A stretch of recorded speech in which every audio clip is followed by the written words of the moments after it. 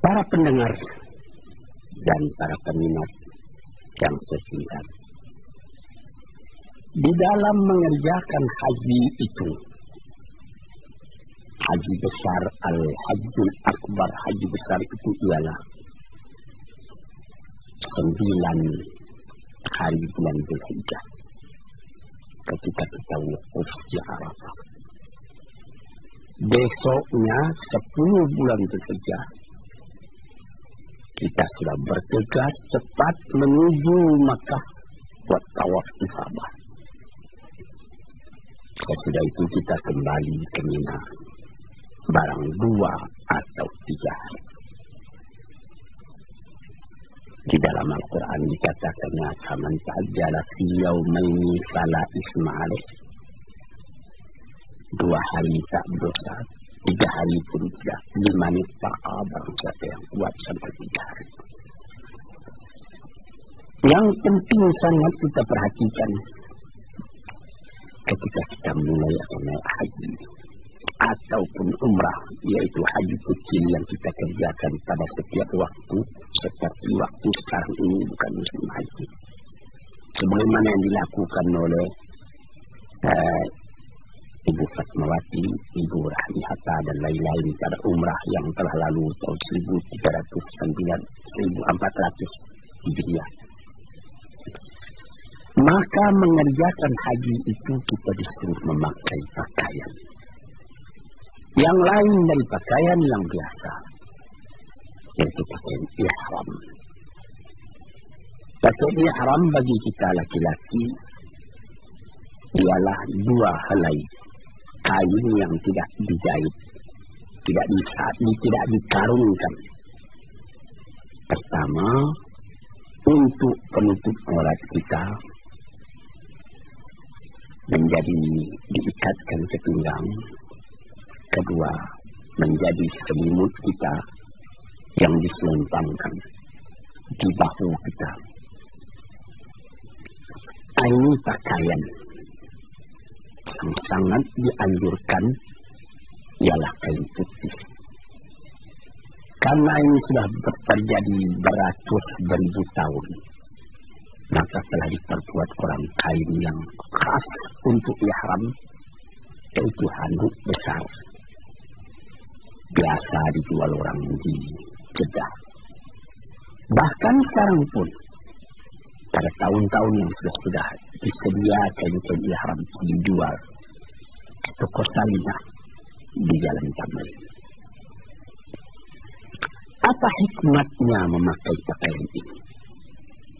Supaya terasa betul kesamaan kita di hadapan Allah.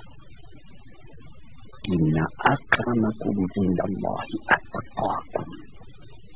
Kamu yang paling mulia di hadapan Allah ialah orang yang paling takwa hati, paling menyerah jiwanya kepada Tuhan.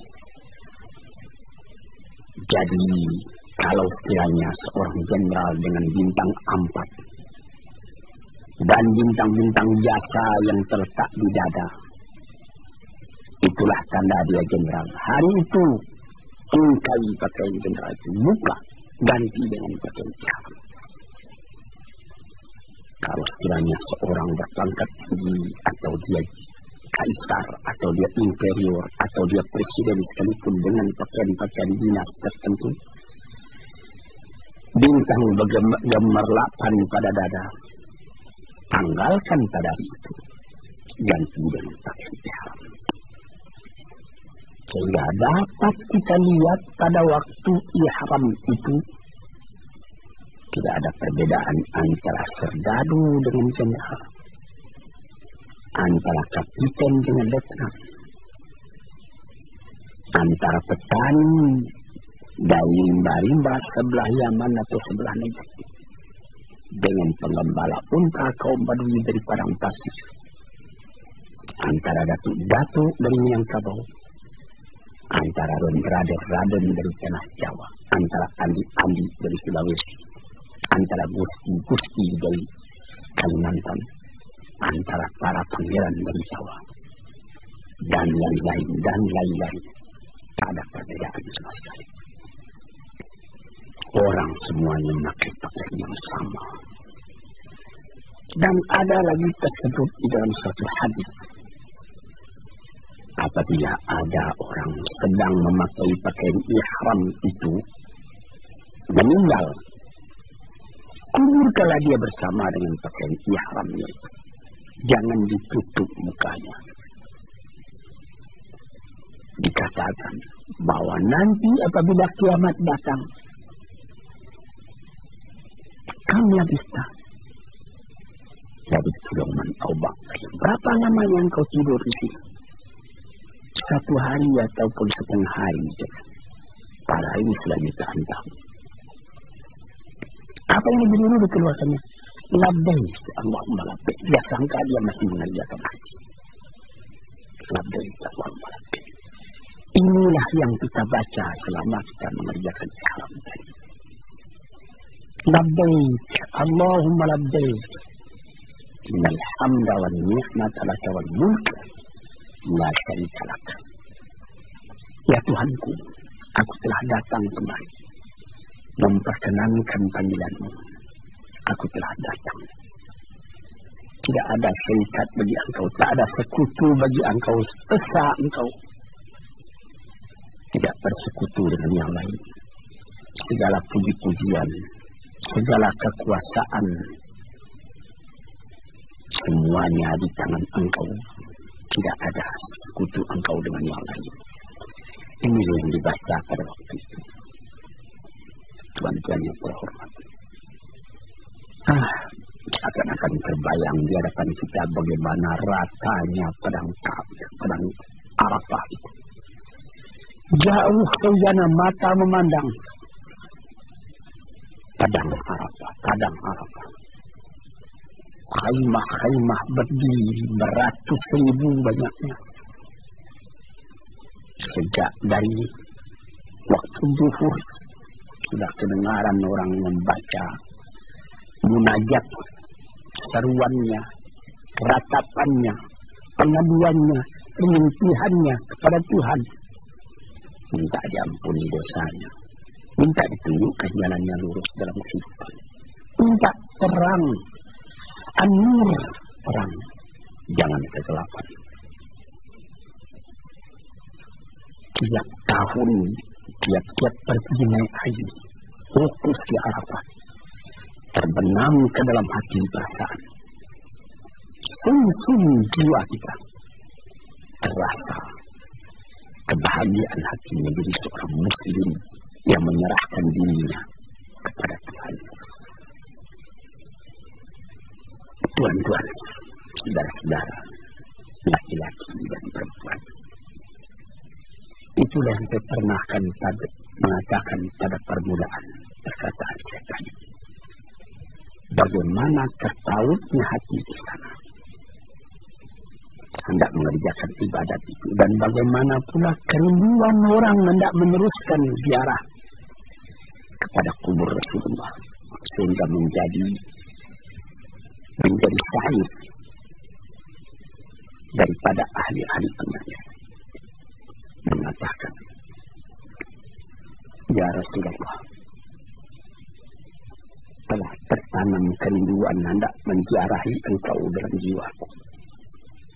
Moga-moga Allah melimpahkan kurnia kepadaku sehingga ringan langkahku buat pergi menziarahi Engkau itu.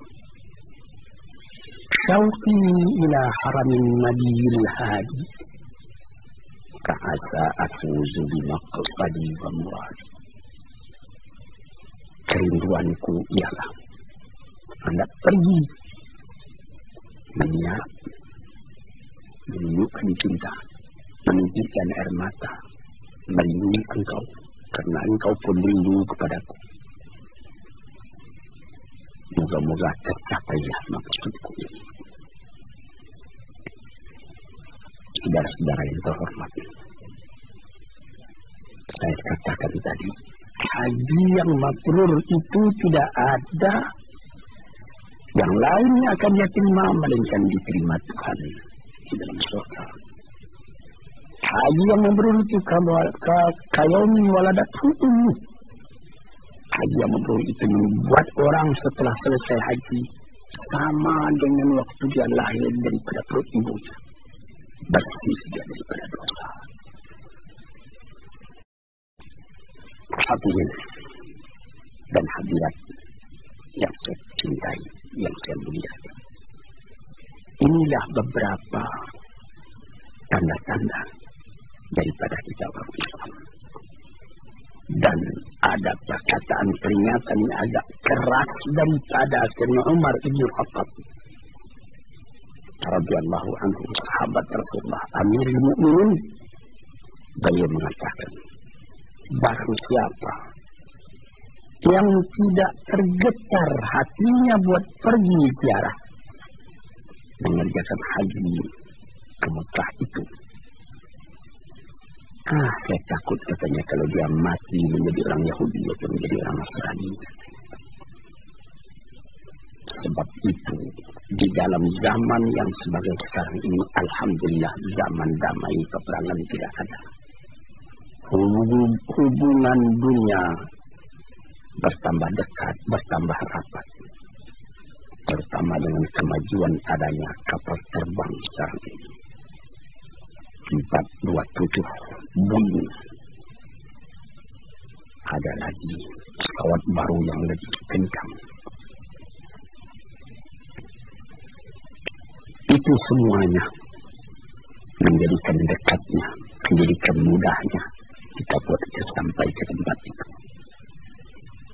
Kita melihat bukit-bukit, gunung-gunung, kelihatan Jabal Nur, yang kalau kita keluar dari kota Mekah kira-kira setengah jam sudah kelihatan puncak dari bukit itu. Dengan badan yang kuat, masih muda, kira-kira 2 jam sudah sampai ke atas. Atau Jabal Sur, tempat Nabi Muhammad bersembunyi waktu dia akan pindah ke Madinah bersama Abu Bakar. Yang di situ datang ayat Taniyas Naini idhuma fil ghar idh qala li sahibihi la tahzan inna Allah ma'ana. Ketika dia berdua dengan sahabatnya Abu Bakar berlindung di dalam gua Jabal Sur itu, orang sudah mengancam dari luar. Abu Bakar sudah cemas. Kalau Nabi kelihatan, bukan dia cemas jiwanya sendiri, biar dia mati asal Nabi jangan mati. Tapi Nabi membujuknya, kata dan kau jangan berduka cita, Allah bersama kita. Hadirin, saudara-saudaraku, laki-laki dan perempuan, semuanya ini adalah hal-hal kejadian yang kita alami semuanya dan lekat dalam hati kita, dan kita ingin berulang kembali. Apabila kita sa'i antara Safa dan Marwah, membaca doa-doa yang maksur daripada Rasulullah. Apabila sesudah itu kita punya kepala digunting rambut kita, tahallul namanya, kita sudah boleh memakai pakaian yang biasa kembali sesudah pakaian ihram. Hati kita tenang, muka kita pun jernih. Ada orang yang mengumpulkan uang dari tahun ke tahun. Ada seorang teman saya di Masjid Agung Al-Azhar, boleh saya sebut namanya, Muhammad Tahar. Jadi 10 tahun dia mengumpulkan duit, ingin hendak ke Mekah, ingin hendak ke Mekah. Setelah hampir berangkat, uang belum cukup.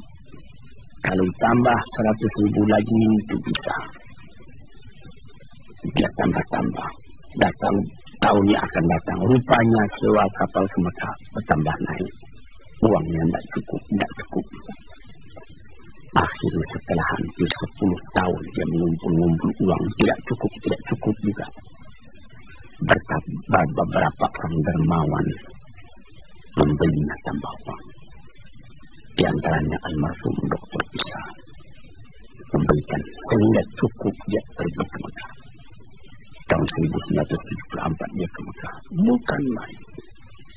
dalam kemiskinan tapi hati besar, di dalam kesedihan tapi muka manja, dia bangga dia kembali. Benar dikatakan bahwa orang ke Mekah hendaklah dengan ongkos yang cukup, dengan belanja yang penuh, jangan sampai minta kepada orang lain. Itu benar. Tetapi apakah agama menutup pintu bagi orang berbuat baik akan berbuat baik? Kalau begitu berapalah orang yang akan sempat pergi ke Mekah? Banyak kejadian orang memberikan, pergilah kami tolong kami.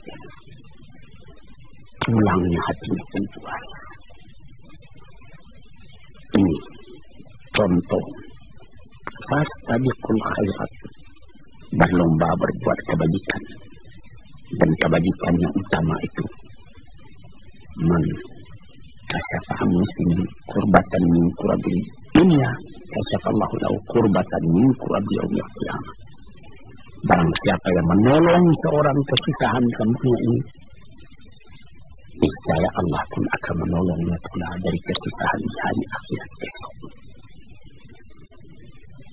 Inilah gunanya silaturahim, rasa cinta, rasa sayang antara orang Islam bersama orang Islam. Satu lagi yang meninggalkan kesan yang dalam hati kita sampai di Mekah. Tidak ada perbedaan bangsa, tidak ada perbedaan kulit. Orang hitam terlalu hitam dari Afrika, dari Ghana, dari Guinea, dari Abyssinia. Hitamnya cuma gigi yang kelihatan putih. Orang putih dari Afrika Utara, dari Tunisia, dari Maroko, dari Aljazair, bertemu di waktu tawaran dengan bermacam-macam rupa tadi. Orang dari Cina, orang dari Indonesia dengan badannya yang pendek-pendek, dipertemukan Allah, ditunjukkan oleh Tuhan kekuasaannya. Bagaimana dengan satu akidah bangsa yang bertebaran di seluruh dunia itu dapat bersatu di suatu tempat, merendahkan diri kepada Allah Subhanahu wa Ta'ala. Ini padahal di dunia ini masih terdapat, di negeri-negeri yang katanya sudah maju, masih terdapat apa yang disebut apartheid, pembedaan warna kulit. Sebagai di Afrika Selatan sampai sekarang masih saja menjadi kemelut politik. Baru di Zimbabwe yang baru terlepas di Rhodesia. Padahal di Amerika sendiri masih belum hilang. Di negeri yang katanya sudah sangat maju. Di Mekah tidak ada itu perbedaan kulit itu. Orang melihat di mana-mana ada orang hitam, ada orang putih, ada orang kuning. Di dalam Masjidil Haram beberapa orang hitam dari Afrika sedang duduk membaca zikir. Saya pernah melihat membaca wirid, entah kitab Dalailul Khairat, entah apa kitab yang lain. Tiba-tiba kelihatan oleh orang Perancis yang sedang jalan juga memegang kitab itu. Dia juga rupanya bacaannya itu, dia duduk ke tengah-tengah orang hitam-hitam tadi, turut berzikir bersama-sama, turut melagukan bersama-sama. Spontan. Kira begini, tuan-tuan yang terhormat, yang cuma ada dalam Islam, termasuk akidah. Sehingga pernah di zaman Nabi sendiri Abu Dzar, dia bertengkar dengan Bilal itu hitam. Lalu disebut oleh Abu Dzar, ya aswad hitam. Marah Nabi. Bumi katanya, langit dan bumi tidak seberat itu. Engkau menyebut orang, menghinakan orang yang menyebut air hitam. Menyesal Abu Dzar, dia letakkan pipinya di atas tanah. Injak olehmu, hai Bilal. Injak. Aku sudah telah hilang. Itu tertulis dalam kehidupan orang muslim. Inna akramakum indallahi atqakum. Kamu yang mulia di sisi Allah ialah orang yang takwa kepadanya. Tuan-tuan, saudara-saudara, hadirin hadirat yang mendengarkan kuliah di kaset ini. Kalau belum ke Mekah, niatkanlah dalam hati apabila betul-betul sudah ada dalam hati niat yang suci. Insya Allah akan segera disampaikan oleh Tuhan. Apabila telah datang panggilannya haji, moga-moga diberi Allah Ta'ala rezeki saudara bayar ONH-nya, berangkat ke Mekah, rasakan nyaman itu, berjumpa dengan kawan dari seluruh dunia, kesankan amalan itu dalam jiwa, kemudian itu kembalilah ke tanah air. Saudara akan menjadi orang baru dalam keadaan yang begini, keadaan tanah air kita sendiri. Dan hati saudara pun insya Allah akan tambah lama, tambah dekat pada masjid, tempat menekunkan hati bagian Allah Subhanahu wa Ta'ala. Moga-moga menjadi haji yang mabrur, menjadi sa'i yang masykur, menjadi perniagaan rohani yang tidak pernah rugi. Sekianlah, moga-moga Allah memberikan rahmatnya kepada kita. Wassalamualaikum warahmatullahi wabarakatuh.